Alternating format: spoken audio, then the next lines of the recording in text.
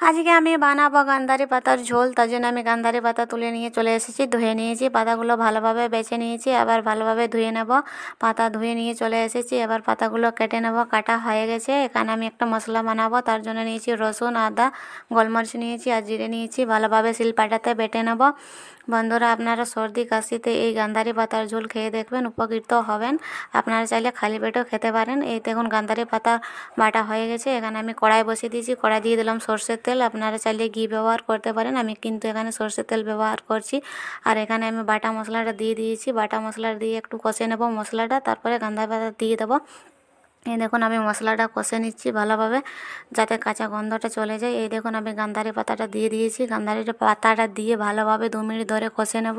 তারপরে আমি জল দিয়ে দেবো। আর বাটার সঙ্গে আমি লবণ মিশিয়ে বেটে নিয়েছিলাম। এই দেখুন হলুদ গুঁড়ো দিয়ে দিচ্ছি, আর কিছুই দেবো না মশলা। এবারে আমি জল দিয়ে ভালোভাবে ফুটিয়ে নেব, তাহলেই হয়ে গেল স্বাস্থ্যকর গান্ধারি পাতার ঝোল।